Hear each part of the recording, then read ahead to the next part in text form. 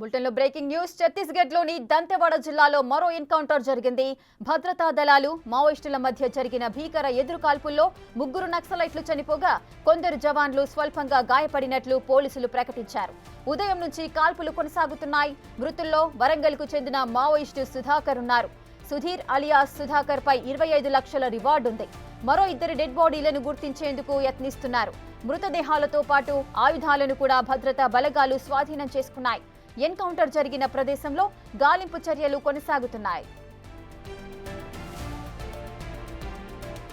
ఇటీవల ఛత్తీస్గఢ్లోని బీజాపూర్, కాంకేర్ జిల్లాల్లో జరిగిన 2 వేర్వేరు ఎన్కౌంటర్లలో భద్రతా దళాలు 30 మంది నక్సలైట్లను మట్టుబెట్టాయి.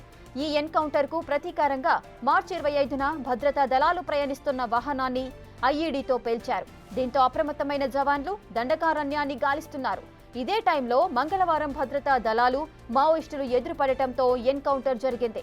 ఇప్పటి వరకు బస్తర్ రేంజ్లో 83 రోజుల్లోనే 100 మంది మావోయిస్టుల డెడ్ బాడీలను స్వాధీనం చేసుకున్నారు. ఛత్తీస్గఢ్లోని దంతెవాడ జిల్లాలో మరో ఎన్కౌంటర్ జరిగింది. ఎన్కౌంటర్ కి సంబంధించిన పూర్తి డీటెయిల్స్ మా ప్రతినిధి భాస్కర్ అందిస్తారు. భాస్కర్, ఛత్తీస్గఢ్ రాష్ట్రం దంతెవాడ జిల్లాతో పాటు బీజాపూర్ సరిహద్దు ప్రాంతాల్లో ఉదయం నుంచి కూడా భీకరమైన ఎన్కౌంటర్ జరిగింది. ఫలితంగా మొత్తం 5 మావోయిస్టులు మృతి చెందినట్టుగా తెలుస్తుంది. అందులో 3 వరకు కూడా తెలుగు వారు ఉన్నట్లుగా తెలుస్తుంది. వాళ్ళంతా ఆంధ్ర లేదా తెలంగాణ ప్రాంతానికి చెందిన వాళ్ళు కావడంతో కాస్త గుర్తింపు ప్రక్రియ కూడా లేట్ అవుతున్న నేపథ్యం అయితే ఉంది. మరోవైపు చూసుకుంటే మాత్రం ఇప్పటికే మావోయిస్టులకు సంబంధించినటువంటి కీలక సమాచారంతో పాటు ఆయుధాలతో పాటు మరి కొంత డంప్ కూడా స్వాధీనం చేసినట్లుగా తెలుస్తున్న నేపథ్యం అయితే ఉంది. ఇంకా కాల్పుల ఘటన కొనసాగుతూనే ఉంది. ఆ ప్రాంతంలో ఉదయం అంటే బీజాపూర్ సరిహద్దు ప్రాంతంలోకి మావోయిస్టులు అక్కడ చేరారు అనేది ప్రత్యేకంగా వాళ్ళకి ఉన్న సమాచారం మేరకు ఆ ప్రాంగణం మొత్తం కూడా కూబింగ్ నిర్వహిస్తున్న నేపథ్యంలోనూ ఒక మావోయిస్టులు మాట కాసి కాల్పులు ఒకసారి ప్రారంభించడంతో వాటిని ప్రతిఘటిస్తూ ఒక సైనిక సిబ్బంది కూడా ఎదురుకాల్పులు జరిగిన నేపథ్యం అవుతుంది. ఫలితంగా మాత్రం మొత్తానికైతే 5 మృతి చెందినట్టుగా అక్కడ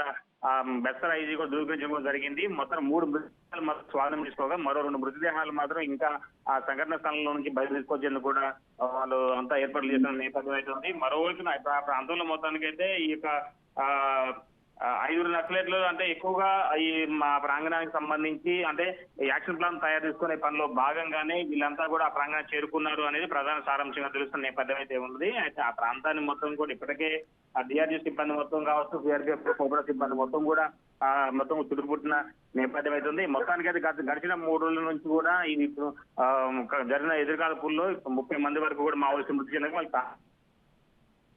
చూసుకుంటే బీజాపూర్ కూడా 30 మంది మావోయిస్టులు మట్టుబెట్టారు సైనిక సిబ్బంది. మరలా ఇప్పుడు బీజాపూర్ సరిహద్దు ప్రాంతంలోని ఇంకా మావోయిస్టులు సంచరించే సమాచారం నేపథ్యంలోనే ఆ ప్రాంతాలలో కూడా మొత్తం సర్చింగ్ చేసుకుంటూ కాల్పుల ఘటనకు జరిగిన నేపథ్యం అయితే ఉంది.